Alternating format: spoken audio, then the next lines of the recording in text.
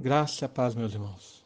Convido você a abrir a sua Bíblia no Evangelho de Lucas, lá no capítulo 9, versículo 18 a 22, que nos diz assim: Estando ele orando à parte, achava-se presente os discípulos, a quem perguntou: Quem dizem as multidões que sou eu? Responderam eles: João Batista, mas outros, Elias. E ainda outros diziam que ressurgiu um dos antigos profetas. Mas vós, perguntou ele, quem dizeis que eu sou? Então falou Pedro e disse: És o Cristo de Deus. Ele, porém, advertindo-os, mandou que a ninguém declarasse tal coisa, dizendo: É necessário que o Filho do Homem sofra muitas coisas, seja rejeitado pelos anciãos, pelos principais sacerdotes e pelos escribas, seja morto e no terceiro dia ressuscite. Irmãos, Lucas, ele escreve esse evangelho para um homem chamado Teófilo, a fim de colocar esse homem, fazia parte da alta cúpula do Império Romano, colocar esse homem a par a respeito de quem era Jesus. Esse Teófilo já havia falado de Jesus e das suas impressionantes habilidades, e a fama de Jesus já tinha chegado aos quatro cantos do império. Então Lucas, ele é o responsável para falar a Teófilo quem é Jesus e a respeito da igreja que surgiu então por causa do ministério de Jesus, quando então Lucas escreve também o livro de Atos. E aqui nesse momento, ele mostra que, após o milagre da multiplicação, Jesus pergunta aos seus discípulos como ele é visto pelas pessoas. E aqui eu gostaria de meditar de duas visões a respeito de Jesus. Primeira, a visão da multidão, versículo 18 e versículo 19. Mas antes de qualquer coisa, é importante nós observarmos aqui a clara intenção de Lucas de destacar algo no início desse versículo. Algo que, se nós não prestarmos atenção, poderia soar como algo desnecessário.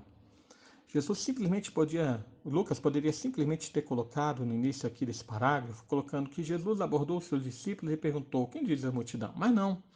Lucas, ele faz uma pergunta baseado numa atitude anterior. Lucas, ele fala que estando Jesus orando à parte, então ele vai fazer a pergunta. A clara intenção de Lucas é destacar o papel da oração no ministério de Jesus.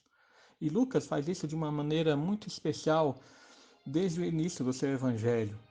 Ele fala em vários momentos de oração de Jesus, ali no momento da oração na tentação, na escolha dos apóstolos e em várias situações. E aqui, Lucas destaca que antes de fazer essa pergunta aos discípulos, Jesus estava orando. É para mostrar, irmãos, que a oração dirige todo o ministério de Jesus, inclusive as suas conversas. O resultado daquela conversa foi resultado da oração de Jesus. Agora, pense como isso deveria também ser importante por nós. Como nós deveríamos basear as nossas conversas com as pessoas com base na oração que nós temos com o Pai. Como nossas conversas seriam diferentes se nós orássemos antes e pedíssemos sabedoria e a manifestação de Deus nas nossas palavras. Mas prosseguindo aqui, após a pergunta, então, os discípulos trazem as respostas. Alguns dizem, João Batista, né? E aí é importante a gente observar essa relação que Lucas faz, porque no versículo 7 ao versículo 9 do texto aqui do capítulo 9, Lucas ele abre um parágrafo para citar a questão da, de João Batista aqui. Ele fala que o tetrarca Herodes ele soube tudo o que se passava a respeito de Jesus e ficou perplexo. Porque o que ele ouvia as pessoas dizerem é: João ressuscitou dentre os mortos. Outras pessoas falavam para Herodes: Elias apareceu ou ressurgiu um dos antigos profetas. Ou seja, a visão que os discípulos passam para Jesus é a mesma visão que as pessoas estavam falando para Herodes. Lá no versículo 9 fala: Herodes, porém, disse: Eu mandei decapitar a João. Quem é, pois, este a respeito do qual tenho ouvido tais coisas? E então Herodes se esforçava para ver. Então as pessoas falavam: Olha, João ressuscitou. O João reapareceu. Aquele João Batista que foi morto por Herodes está pregando novamente, está fazendo coisas maravilhosas novamente. Outras pessoas diziam ser Elias. Elias ele foi o grande profeta do Antigo Testamento. Principalmente porque ele não apenas trouxe a palavra de Deus, ele não apenas trouxe a revelação de Deus, como fazia Isaías, Jeremias, Ezequiel e tantos outros, mas porque Elias também realizou muitos sinais e milagres. Mas também, principalmente, porque todo judeu sabia que o profeta Malaquias, lá no capítulo 4, versículos 5 e 6, ele havia informado de que antes da vinda do Messias, Elias haveria de reaparecer, no sentido de que o ministério de Elias novamente aconteceria, né?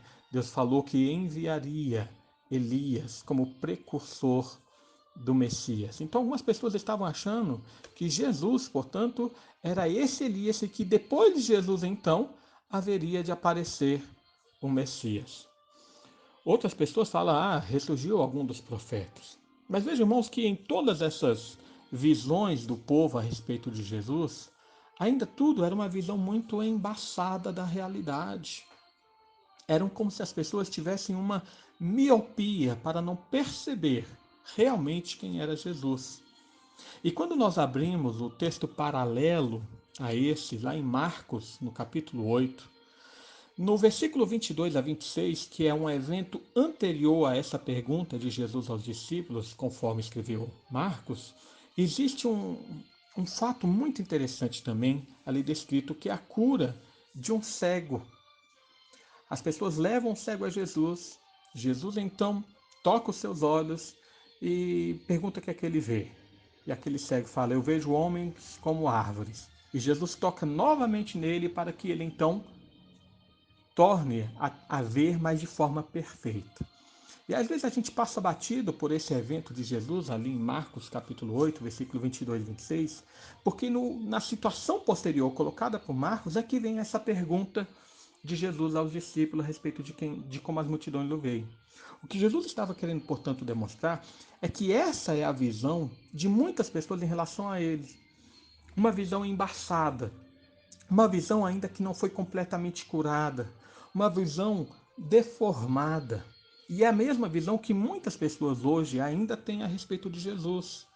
Veem Jesus apenas como um filósofo, como um professor, um mestre, como uma pessoa revolucionária, um médico de alma e de corpo. Veem Jesus de diversas formas, mas não conseguem ver o Jesus bíblico, o Filho de Deus. E aqui então entra a segunda visão, que é a visão dos salvos. Versículo 20 a 22. Jesus pergunta: quem dizeis vós que sou? E Pedro responde: tu és o Cristo de Deus. Irmãos, a resposta de Pedro não é apenas uma avaliação mais profunda do que a visão daquelas pessoas.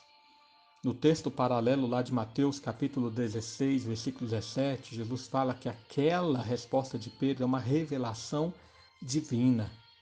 Jesus fala para Pedro o seguinte: bem-aventurado és, irmão Bajonas, porque não foi carne e sangue que tu revelou, mas meu Pai que está nos céus. A revelação de Pedro, a declaração de Pedro, não é simplesmente uma visão melhorada das pessoas, mas é uma visão curada completamente, uma visão divina de quem é Jesus. Irmãos, ver Jesus como alguém maravilhoso não é uma coisa excepcional. Qualquer pessoa pode ler a Bíblia e ver, nossa, que homem maravilhoso era Jesus. Mas vê-lo como Redentor, vê-lo como Messias, é só Deus então que pode mostrar. Por isso Jesus falou que ninguém vem a mim se o Pai não o trouxer. E até por isso que, voltando ao nosso texto em Lucas 9, o versículo 21, 22, Jesus então vai mostrar aos seus discípulos a necessidade do seu sofrimento, a necessidade da sua rejeição por parte dos líderes judaicos, a necessidade da sua morte, a necessidade então da sua ressurreição.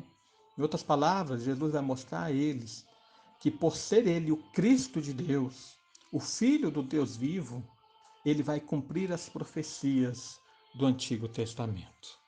E só mais um detalhe, nos versículos 28 até o versículo 36, 8 dias depois desses fatos, os discípulos então eles veriam a glória do Messias ali no Monte da Transfiguração. Jesus ao lado de Moisés e Elias. A visão do Cristo de Deus é reforçada e clarificada quando o próprio Deus, no alto do monte, fala: Este é o meu filho amado, a ele ouvi. Versículo 35.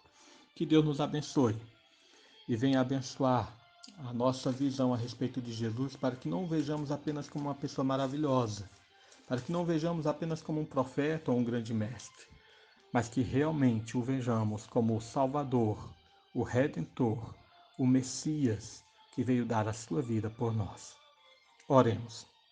Pai amado, mais uma vez nos colocamos diante de Ti e agradecemos por Tua obra em nossa vida. Te exaltamos, ó Deus, porque Tu enviaste Teu Filho para morrer em nosso lugar e por meio dele trouxeste salvação à nossa alma. Abençoa-nos, portanto, para que vivamos para o louvor da Tua glória. Vivamos, Senhor, transformados pela salvação recebida e que em todas as coisas sejamos dirigidos pelo Teu Espírito, inclusive nas nossas conversas. É o que nós pedimos em nome de Jesus. Amém.